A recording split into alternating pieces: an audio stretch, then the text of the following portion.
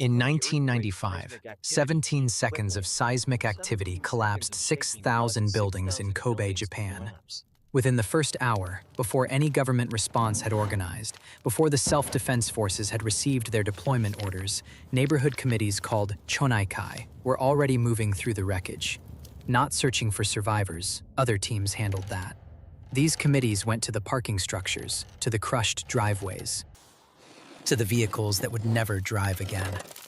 They popped hoods, cut seatbelts, pulled batteries, and stripped mirrors from doors. By nightfall on that first day, car batteries were powering the only functioning emergency radios in 4 residential districts. Seatbelt webbing, pulled from vehicles that morning, held together the improvised stretchers that carried 43 people to aid stations before ambulances arrived. These were not engineers. They were retired teachers, shopkeepers, a dentist. They looked at dead machines and saw living inventory. And the question that stayed with the disaster researchers who documented their actions was not how they did it, but why nobody else thought to. That question lands closer to home than Kobe. After any event that kills the grid, ice storm, hurricane, infrastructure failure, something worse, streets fill with vehicles that will not start. Intersections, driveways, parking lots, strip mall lots with 40 cars sitting in rows. And almost everyone walks past them, every day. Past 4,000 pounds of metal, glass, rubber, plastic, copper, and stored energy. The largest unguarded supply depot within walking distance of their front door. Not because the resources are hidden, not because extraction is difficult, because most people have never been told to look at a car as anything other than a way to get from one place to another. Today, we change that. 7 components. What each one does, how to pull it, what tools the job requires, and how long it takes from start to finish. 1. The battery. 12 volts of stored electrical power, sitting under the hood of nearly every car manufactured in the last half-century. A standard lead-acid automotive battery holds roughly 600 watt-hours of usable energy, and that number sounds abstract until we translate it into practical terms. 600 watt-hours runs a handheld two-way radio continuously for 12 to 15 days. It charges a smartphone 40 to 50 times. It powers a set of small LED lights for a full month of 4-hour evenings. In a situation where communication, information, and the ability to see after dark determine the difference between coordination and chaos, a single car battery is worth more than most people's entire emergency kit. Extraction is not complicated. Almost every hood release is a lever or pull handle near the driver's left knee, below the dashboard. Pull it, walk to the front, find the secondary catch under the hood lip, lift. The battery sits in a tray, held by a bracket and 2 terminal connections. Disconnect the negative terminal first, the one marked with a minus sign, almost always a black cable. Then the positive. A 10mm wrench or an adjustable wrench handles 90% of American and Japanese vehicles. European cars sometimes require a 13mm. Unbolt the hold-down bracket. Lift the battery out by the handle or the edges. Total time for someone who has never done it, 10 to 15 minutes. For someone who has done it once before, 5. But here is the detail that matters more than the wrench size. A car battery weighs between 30 and 50 pounds depending on the vehicle. It is an awkward rectangular box filled with lead plates and sulfuric acid. One person can carry it 100 yards without stopping, 200 yards with a rest. But if the car sits 3 blocks from where the power is needed, that is a slow, heavy, exposed walk. And dropping a lead-acid battery cracks the casing, leaks acid, and destroys the resource. Weight and distance are the real extraction variables. The wrench is the easy part. 2. The seatbelt webbing. This is the single most undervalued material in any vehicle, and the one that experienced scavengers reach for first. Modern seatbelt webbing is woven polyester, engineered to absorb and distribute the force of a human body decelerating from highway speed. The tensile strength of a single belt exceeds 3,000 pounds. That makes it stronger per unit width than any rope, paracord, or cordage most people will encounter outside of a professional rigging supplier. Cut one belt free. That is approximately 8 feet of flat, flexible, weather-resistant strap. A sharp, fixed-blade knife is the best tool. Serrated works faster on webbing than a straight edge. Expect 20 to 30 seconds of focused cutting per belt. Each car contains 4 to 6 belts depending on the model. A minivan or SUV can yield 8. 5 average sedans on a suburban street produce 40 to 50 feet of the strongest binding material available for free. The applications are not theoretical. Seatbelt webbing makes a superior tourniquet because its flat profile distributes pressure across a wider area than round cord, reducing tissue damage while maintaining compression. It lashes shelter poles tighter than rope because it does not stretch under load. It functions as a tow strap for carts and improvised wagons, as a clothesline that holds in wind without sagging, as the frame for an improvised stretcher when threaded between 2 rigid poles, as tie-downs for tarps, as bundling straps for firewood, as a drag handle for heavy loads. One roll of seatbelt webbing replaces 6 different items in a standard preparedness kit, and the car down the street has 5 rolls waiting. Now here is where the practical reality separates a guide from a field operation. 40 pounds of cut webbing from 5 vehicles is a serious load to process. One person doing it alone, walking between cars, opening doors, cutting each belt, coiling the webbing, moving to the next, takes over an hour.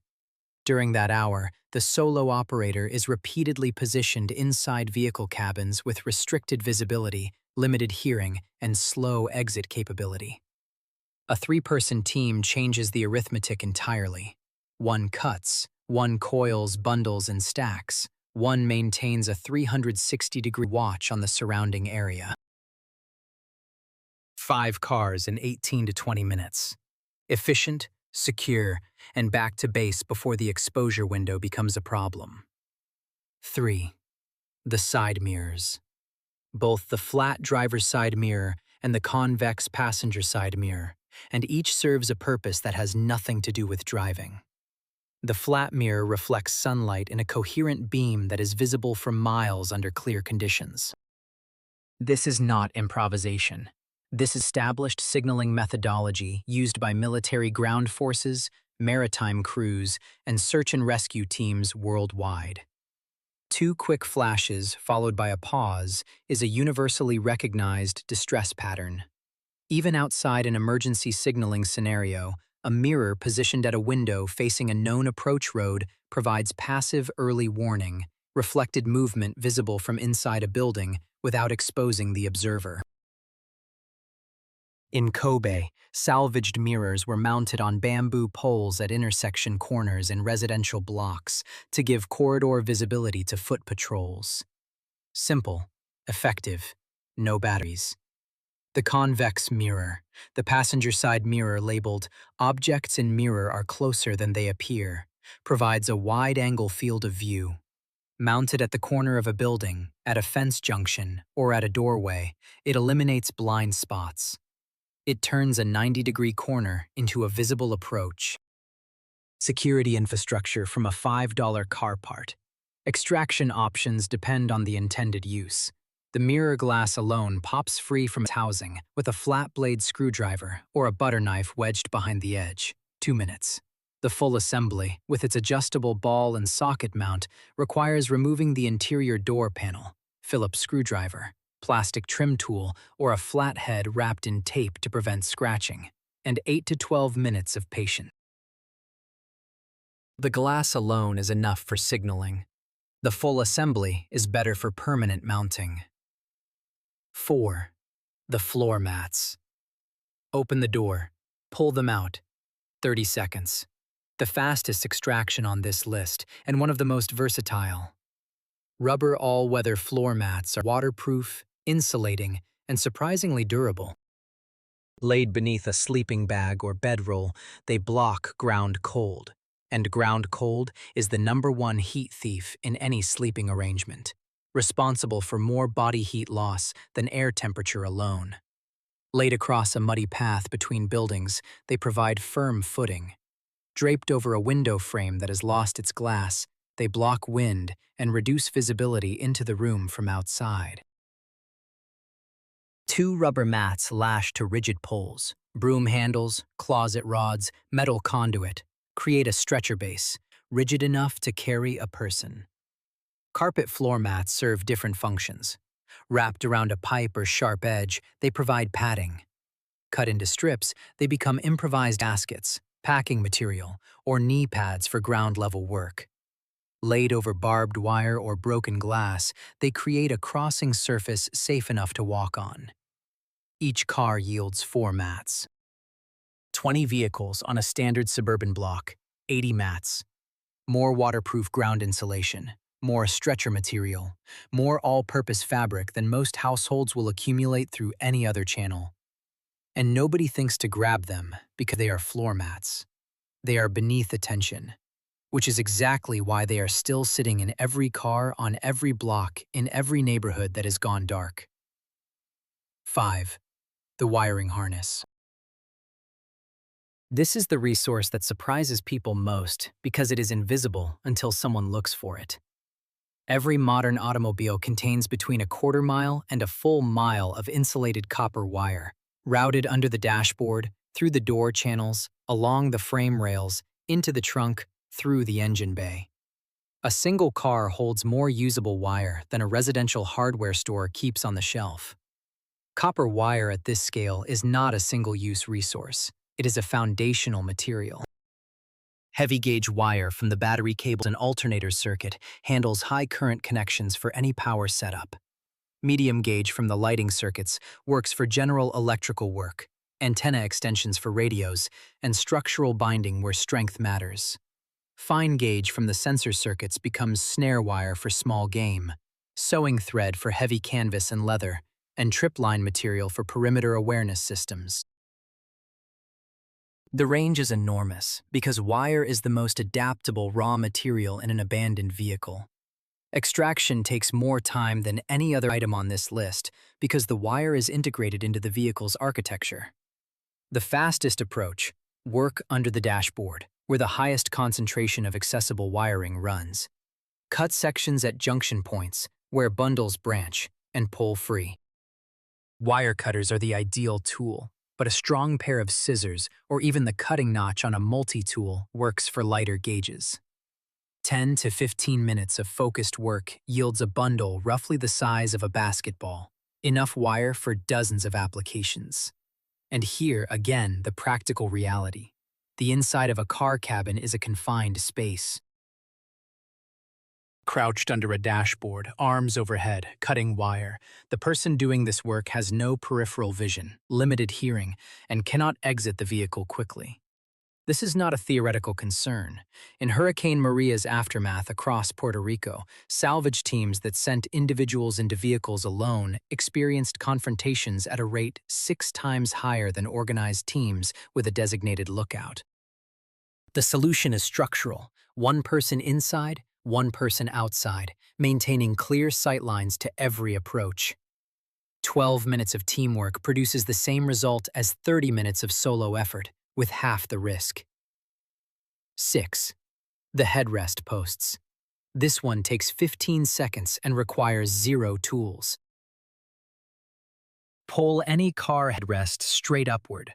Some models require pressing a small release button on the collar where the post enters the seat, and we are holding 2 steel rods, each approximately 8 to 10 inches long, with a 90-degree bend at one end. These rods are hardened chromium steel. They are among the most effective tools anyone will find in a vehicle for a purpose their designers never intended. The primary immediate use: breaking tempered automotive glass. The pointed end of a headrest post, pressed firmly against a car side window at an angle, and then pushed sharply, shatters the glass instantly.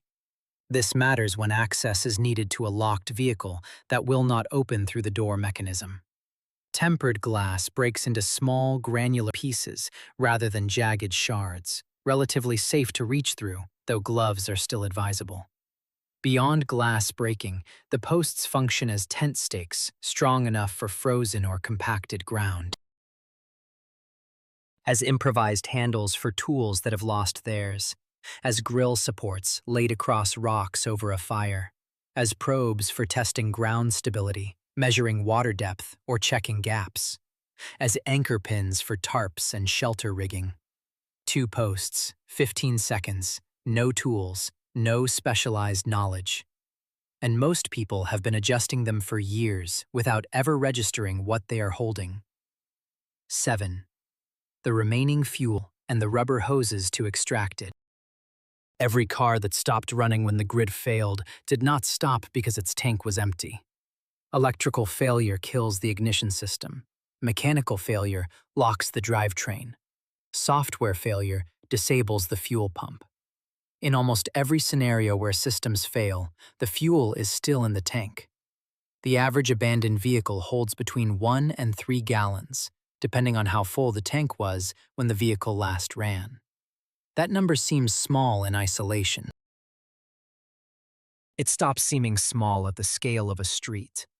A typical suburban cul-de-sac has 15 to 25 parked vehicles. At a conservative average of 1.5 gallons per tank, that is 22 to 37 gallons of gasoline sitting within a 2-minute walk of anyone's front door. That quantity runs a small portable generator at 4 hours per day for 3 to 5 weeks. 3 to 5 weeks of charged batteries for radios and lights. 3 to 5 weeks of powered water pumps. 3 to 5 weeks of evening light for meetings, medical care, or the ability to see what we are doing after dark. An entire month of critical infrastructure from fuel that is going nowhere and belongs to no one.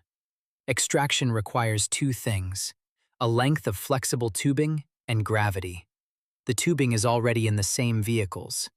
Under the hood, rubber hoses connect the radiator, the coolant overflow, the windshield washer reservoir, and various vacuum systems. Cut a section 3 to 4 feet long. A knife is enough, though the hose may require some twisting to break free from clamps. Insert one end into the vehicle's fuel filler neck, position a container below the level of the fuel tank, and create initial flow by suction or by using the tubing as a siphon with the gravity differential. Once flow starts, it continues until the tank is empty or the hose is pulled. A safety note that is not optional and not overcautious. Gasoline vapor is heavier than air, invisible, and ignites at concentrations as low as 1.4% by volume. Siphon outdoors, upwind if possible, and away from any ignition source. No lanterns, no cigarettes, no sparks from metal tools near the fuel opening. Post-disaster house fires are documented in every major infrastructure collapse, from Kobe to Katrina to the Texas ice storm, and a meaningful percentage trace back to mishandled fuel storage and transfer. The chemistry does not care about the urgency of the situation. Respect it, or the resource that was extracted becomes the fire that takes the shelter. The efficiency gap here is the widest on this list. One person working alone, inserting tubing, managing containers, moving between cars, processes 2 to 3 vehicles per hour, and spends most of that time exposed and focused on the task with no awareness of surroundings. A 4-person team, 2 handling the hoses and containers, 1 managing fuel consolidation and labeling, 1 on perimeter watch, processes 8 to 10 vehicles in that same hour. After Hurricane Maria hit Puerto Rico in September 2017, communities that organized fuel collection teams in the first week maintained generator power for shared medical needs and water pumps for over a month.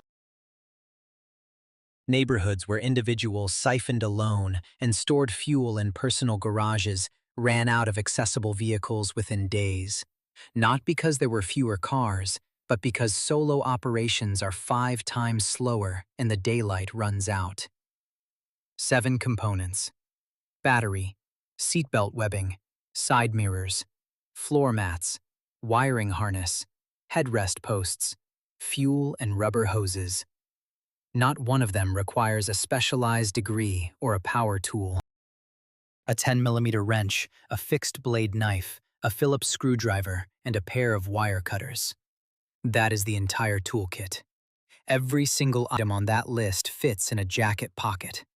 If time is limited, and time is always limited, prioritize by weight of impact. Battery first, if power is the priority. Seatbelts first, if cordage is the need. Fuel last, because it requires the most time and the most caution. But with 20 minutes and a car that nobody is coming back for, a team of 2 walks away with all 7. Every one of these components is sitting in the vehicle closest to where we are right now. The Kobe Chonaikai did not have a manual for this. No government agency distributed a list of vehicle components to strip after an earthquake. Those committees looked at a parking structure full of crushed metal and saw what was actually there, not what the objects were designed to be, but what they could become. By the second morning, the salvaged materials from vehicles exceeded the supplies delivered by the first military aid convoy into the district. Not because the vehicles held more, because the committees started sooner, worked in organized teams, and saw what everyone else walked past. Here is the protocol. 1 walk. Today, or this week, or whenever you are ready. Walk to the nearest car, yours, a neighbor's, any car. Do not open anything. Do not touch anything. Stand beside it and count to 7. Battery under the hood, belts in the cabin, mirrors on the doors, mats on the floor, wire under the dash, posts in the headrests, fuel in the tank. 7 things you have never looked for because nobody ever told you they were there. Now you know where they are, and the cars on your street are not going anywhere. Machines stop. What we pull from them keeps going, and everything we strip today costs nothing. But there are other things, small, cheap, lined up on store shelves this week that will not be there a month from now. That is a different inventory, and the window is already closing.